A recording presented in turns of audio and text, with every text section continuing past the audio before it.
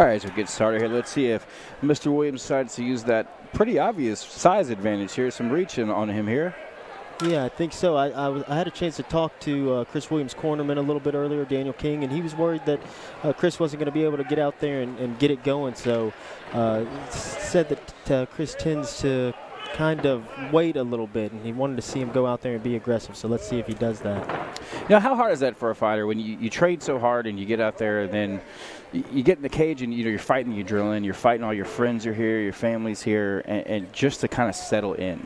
It's definitely tough, but you know, I don't think it's necessarily a bad thing that he's relaxed. I actually think it works out for his favor as he gets more experience and learns when to turn it on and when to be relaxed. So he's looking good here. Nice knees on the inside. Chris is doing a good job of controlling this clinch here with his great Muay Thai plum up top. Big uppercut. That looks like that hurt Markus a little bit there. Really doesn't look like Markus knows how to deal with the clinch. He's broken at the waist and allowing Chris Williams here to implement his will. He's using giving him a lot of space from his hips right there. I don't see him getting close enough, and Chris using some head control, probably turn him here again, throw another big knee. There it is right there. And I think that's the #1 thing we have to know, and that's how I can look at the nice little trick takedown. Scramble back with a little trick there. Jumps for a guillotine. I don't think he really had it set up right there.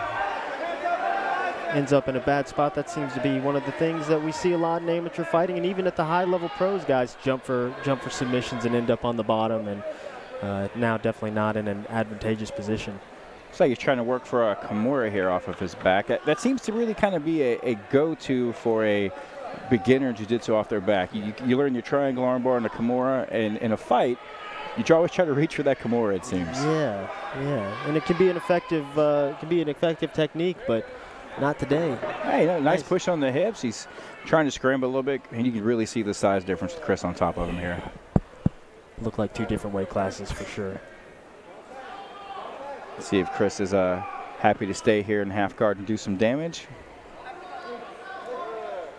Chris Williams doing a good job getting some inside control, trying to pin an arm, and now he's going to get to work here.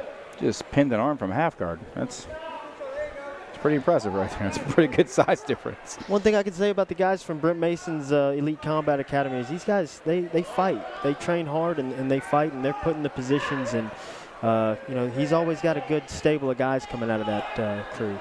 You yourself very, very familiar with Brent Mason and the guys out here at Elite Combat. A nice crucifix here. Let's see if Chris is going to land some big shots.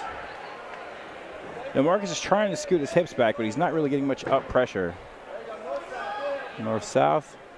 See if he'll set up a north-south choke here.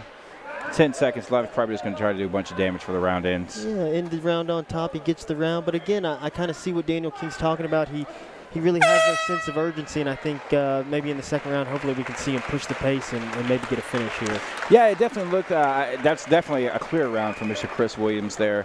Marcus Thomas did not seem to really know what to do on the feet too much when it came to that clinch position. Marcus pretty much dominated that one side here. You look for him to take it back to the ground again when they come out?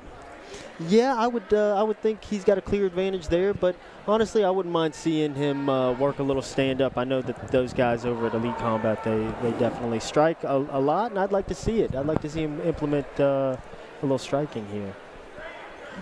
Brent Mason, you know, absent here tonight is his wife Victoria is fighting on the LFA card out there in Virginia tonight. Good luck to Victoria. She is a stud. And how about her last victory, taking on a up-and-coming big-name Haley Cow, who had all kind of promotion behind her and came out there and put her out. You know, it's just a testament to what Brent Mason's capable of. He's gotten into his wife's ear, and they can accomplish a lot of good stuff together. I'm excited for those two. The husband-wife combination works here in the Shreveport-Bossier area. It does seem to work here in Shreveport. Marcus, I can't tell if he's winging body shots, but he's getting clipped by some uppercuts there. Chris Williams throwing some nice combinations. Hey. I don't know. That's rough. That seemed to be on the button, but maybe not. Yeah, kicked him kind of across both his legs. You never know. Maybe it skipped in and got the cup. I'll give him the benefit of the doubt here. Sure. Ooh, I don't know if it's that bad. Of course, it's not our cup, so everyone's cup feels different. That is the truth. I can I can admit to that. Pat Barry kicked me in the cup playing around one day, and I thought it broke the cup. Yeah, that's not one you want to I thought I lost a testicle that day, man. Yeah, there's a urban myth around these parts about a guy who got kicked in his cup and lost half a testicle. So it can happen. It's rough stuff. All right, Markus Thomas seems to be shaking off the effects here. Getting back to his feet. Grimace on his face, but looks like he's game. Chris Williams throwing some nice combinations before that happened. I'd like to see him get back to it. You know, if you're in the corner of Mark Thomas, he seems to kind of be at a big disadvantage on the feet.